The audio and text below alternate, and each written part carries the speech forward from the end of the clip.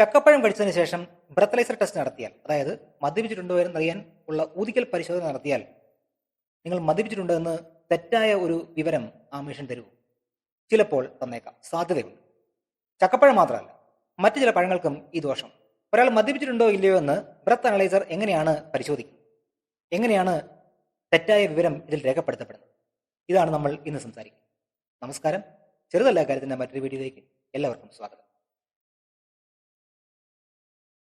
ഒരാഴ്ച മുമ്പ് കേരളത്തിൽ ഇതുപോലൊരു സംഭവമുണ്ട്. KSRTCയിലെ ഒരു ഡിപ്പോയിൽ രാവിലെ ഡ്യൂട്ടിക്ക് വന്ന ഒരു ഡ്രൈവർ തങ്ങളുടെ റുട്ടീൻ പരിശോധനയായ ബ്രത്തലൈസർ ടെസ്റ്റ് നടത്തി, മദ്യപിച്ചിട്ടുണ്ടോ ഇല്ലയോ എന്നറിയാൻ. നിർഭാഗ്യവശാൽ ടെസ്റ്റ് പോസിറ്റീവായി, അതായത് മദ്യപിച്ചിട്ടുണ്ട് എന്ന റിസൾട്ടാണ് ബ്രത്തലൈസർ കാണിച്ചത്. എന്നാൽ ആണയിട്ട് അദ്ദേഹം പറയുന്നു മദ്യപിച്ചിട്ടില്ല. അദ്ദേഹം പറഞ്ഞത് സത്യവുമായിരുന്നു. പക്ഷേ ഈ റീഡിംഗ് എങ്ങനെ കാണിച്ചു? വില്ലനായത് ചക്കപ്പഴമായിരുന്നു. രാവിലെ ഓഫീസിൽ കൂട്ടുകാരോ കൊണ്ടുവന്ന ചക്കപ്പഴം 1-2 ചുള ഇദ്ദേഹം കഴിച്ചു. ഈ സംഭവം പറഞ്ഞതോടുകൂടി ചക്കപ്പഴം കഴിച്ച ആൾക്കാരെ എല്ലാം ഊതിച്ചു. എല്ലാവരുടെയും റിസൾട്ട് പോസിറ്റീവ്.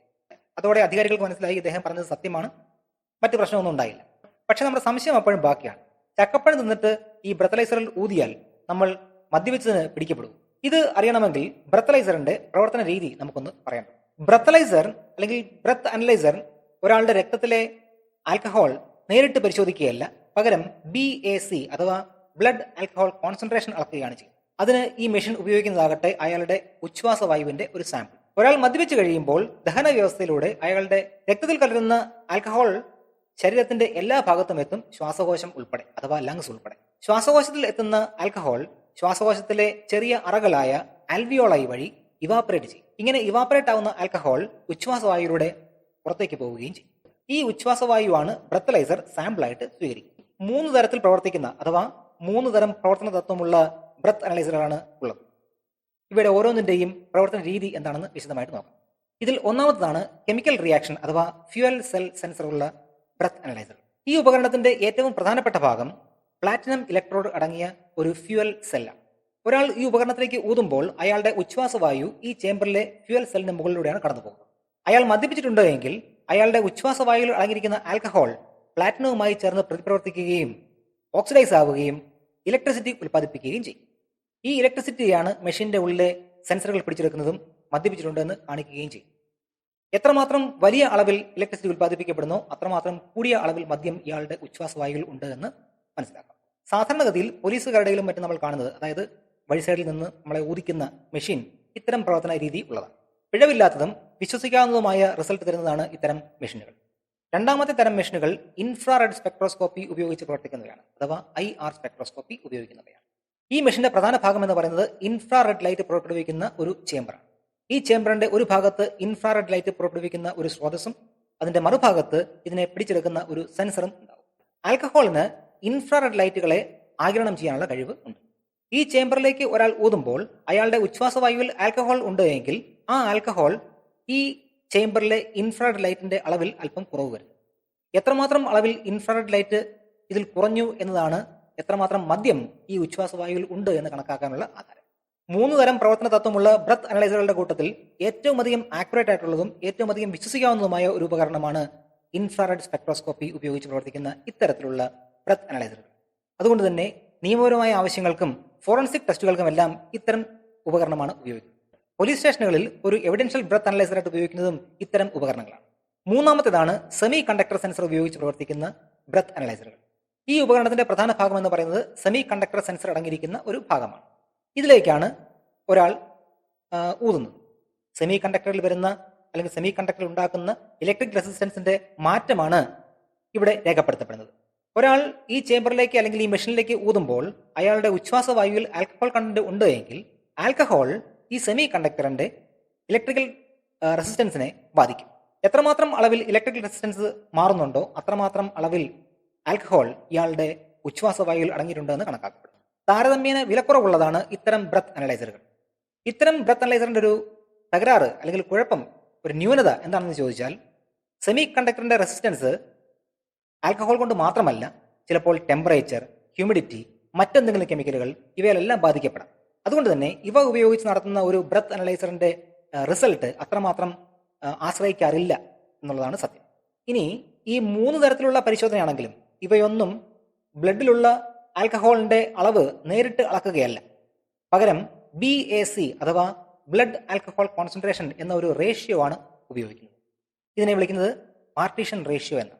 സാധാരണഗതിയിൽ ഒരു സ്റ്റാൻഡർഡൈസ്ഡ് റേഷ്യോ എന്ന് പറയുന്നത് 2100:1 എന്ന റേഷ്യോ ആണ്. അതിന്റെ അർത്ഥം ഒരാളുടെ 2100 ml ഉച്ഛ്വാസവായുവിൽ അടങ്ങിയിരിക്കുന്ന ആൽക്കഹോൾ എന്ന് പറയുന്നത് അയാളുടെ 1 ml ബ്ലഡിൽ അടങ്ങിയിരിക്കുന്ന ആൽക്കഹോളിന് തുല്യമായിരിക്കും എന്നാണ്. അപ്പൊ ഇങ്ങനെയാണ് ഒരു ബ്രത്ത് അനലൈസർ ഒരാൾ മദ്യപിച്ചിട്ടുണ്ടോ ഇല്ലയോ എന്ന് കണക്കാക്കുന്നത്. പക്ഷേ നമ്മുടെ പാവം ഡ്രൈവറിന്റെ കേസിൽ എന്താണ് സംഭവിച്ചത്? ചക്കപ്പഴം എങ്ങനെ വില്ലനായി? പഴുത്ത ചക്കപ്പഴത്തിൽ, ചക്കച്ചുളയിൽ നാച്ചുറൽ ഷുഗറും അതുപോലെ ഒരൽപ്പം ഈസ്റ്റിന്റെ പ്രസൻസും ഉണ്ടാവും. ഇന്ത്യയിലെ അല്ലെങ്കിൽ നമ്മുടെ കേരളത്തിലെ പോലുള്ള ചൂടുള്ള കാലാവസ്ഥയിൽ എക്സ്ട്രാ ഈസ്റ്റ് ആഡ് ചെയ്തില്ല എങ്കിൽ പോലും ഫെർമെന്റേഷൻ നടക്കുകയും അത് എഥനോൾ എന്ന ആൽക്കഹോൾ പുറപ്പെടുവിക്കുകയും ചെയ്യും. നമ്മുടെ ഡ്രൈവറുടെ കൂട്ടുകാർ ആരോ ഒരാൾ വീട്ടിലുണ്ടായ ചക്ക സുഹൃത്തുക്കൾക്ക് കൊടുക്കാനായിട്ട് കൊണ്ടുവന്നതാണ്. വീട്ടിൽ നിന്ന് ഓഫീസിലെത്തി കഴിക്കുന്ന നേരമായപ്പോഴേക്കും ഒരുപക്ഷെ ഈ ഒരു ഫെർമെന്റേഷൻ നടന്നിട്ടുണ്ടാവാം. ഇങ്ങനെയുള്ള ചക്കച്ചുള ഭക്ഷിക്കുമ്പോൾ വായ്ക്കുള്ളിലും തൊണ്ടയിലും മേലെണ്ണാക്കിലുമെല്ലാം നേരിയ അളവിൽ ഈ പഴത്തിലുണ്ടായിരുന്ന ആൽക്കഹോൾ, പ്രത്യേകിച്ചും എഥനോളിന്റെ അംശമുണ്ടാവാം. ഇതിനെ മൗത്ത് ആൽക്കഹോൾ അല്ലെങ്കിൽ റെസിഡ്യുവൽ ആൽക്കഹോൾ എന്നാണ് വിളിക്കുക. ചക്കപ്പഴവും അതുപോലെയുള്ള മറ്റു ചില പഴങ്ങളും ദഹിക്കുമ്പോഴോ അല്ലെങ്കിൽ അഴുകുമ്പോഴോ അസറ്റോൺ, മെഥനോൾ എന്നിങ്ങനെയുള്ള വോളറ്റൈൽ ഓർഗാനിക് കോമ്പൗണ്ട്സ് അഥവാ VOC എന്ന് പൊതുവെ അറിയപ്പെടുന്ന ചില കെമിക്കലുകൾ പുറപ്പെടുവിക്കാൻ സാധ്യതയുള്ളവയാണ്. നേരത്തെ പറഞ്ഞ വില കുറഞ്ഞ ബ്രത്ത് അനലൈസറുകൾ ആൽക്കഹോളിനെ മാത്രമല്ല ഇത്തരം കെമിക്കലുകളെയും ആൽക്കഹോൾ ആണെന്ന് തെറ്റിദ്ധരിക്കാൻ സാധ്യതയുണ്ട്. ചക്കപ്പഴം മാത്രമല്ല കേട്ടോ, മറ്റു ചില പഴങ്ങളും ചില വസ്തുക്കളും നിങ്ങൾക്ക് പണിതരാൻ സാധ്യതയുണ്ട്. നന്നായി പഴുത്ത വാഴപ്പഴം, ഡൂരിയാൻ, ഈസ്റ്റ് അടങ്ങിയിരിക്കുന്ന ബ്രെഡ്, അച്ചാറുകൾ, എനർജി ഡ്രിങ്ക്, മൗത്ത് വാഷ്, എന്തിന് കഫ് സിറപ്പ് എന്നിവയുടെ ഉപയോഗത്തിന് ശേഷവും നിങ്ങൾ ബ്രത്തലൈസർ ടെസ്റ്റ് നടത്തിയാൽ നിങ്ങൾ മദ്യപിച്ചിട്ടുണ്ടെന്ന് തെറ്റായ വിവരണം അല്ലെങ്കിൽ തെറ്റായ റീഡിംഗ് തരാൻ സാധ്യതയുണ്ട്. ആദ്യം പറഞ്ഞ 2 സങ്കേതങ്ങൾ ഉപയോഗിച്ച് പ്രവർത്തിക്കുന്ന, അതായത് ഇൻഫ്രാറെഡും അതുപോലെ തന്നെ ഫ്യൂവൽ സെൽ സെൻസർ ഉപയോഗിച്ച് പ്രവർത്തിക്കുന്ന ബ്രത്ത് അനലൈസറുകൾ ഇത്തരം തെറ്റായ റീഡിംഗ് തരാൻ സാധ്യത വളരെ വളരെ കുറവുള്ളവയാണ്. കാരണം ഇത്തരം ബ്രത്ത് അനലൈസറുകൾ എഥനോൾ കണ്ടുപിടിക്കാൻ മാത്രമായി സ്പെഷ്യലി കാലിബ്രേറ്റ് ചെയ്തിട്ടുള്ളതാണ്. അതുകൊണ്ട് തന്നെ ഇവ മറ്റ് കെമിക്കലുകളെയോ അല്ലെങ്കിൽ വായ്ക്കുള്ളിൽ പ്രസന്റ് ആയിട്ടിരിക്കുന്ന മൗത്ത് ആൽക്കഹോളിനെയോ ഡിറ്റക്ട് ചെയ്യില്ല. ഇങ്ങനത്തെ എന്തെങ്കിലും ഭക്ഷണം കഴിച്ചതിന് ശേഷം തെറ്റായ ഒരു ബ്രത്തലൈസർ ടെസ്റ്റ് നേരിടാതിരിക്കാൻ നന്നായി വായ് കഴുകുകയും 10-15 മിനിറ്റ് വെയിറ്റ് ചെയ്തതിനു ശേഷം മാത്രം ഈ ടെസ്റ്റ് നടത്തുകയും ചെയ്യുക എന്നുള്ളതാണ് അഭികാമ്യം. വായ കഴുകുന്ന കാര്യം പറഞ്ഞപ്പോൾ ചില ബിരുദന്മാരെങ്കിലും ഓർത്തിട്ടുണ്ടാവും, അങ്ങനെയാണെങ്കിൽ കള്ളു കുടിച്ചിട്ട് വായ കഴുകിയതിനു ശേഷം ഊതിയാ പോരെ, കുഴപ്പമില്ലല്ലോ. നടക്കത്തില്ല, അപ്പോഴും പിടിവീഴും.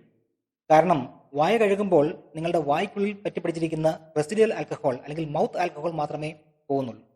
ഒരിക്കലും ബ്രത്തലൈസർ നിങ്ങളുടെ മൗത്ത് ആൽക്കഹോൾ കണ്ടന്റ് അല്ല, നിങ്ങളുടെ ശ്വാസനാളത്തിൽ നിന്ന് വരുന്ന ഉച്ഛ്വാസവായുവിലെ ആൽക്കഹോൾ കണ്ടന്റ് ആണ് അളക്കുന്നത്. വായ കഴുകുന്നത് കൊണ്ട് നിങ്ങൾക്ക് അത് കഴുകി കളയാൻ ആവുകയില്ല.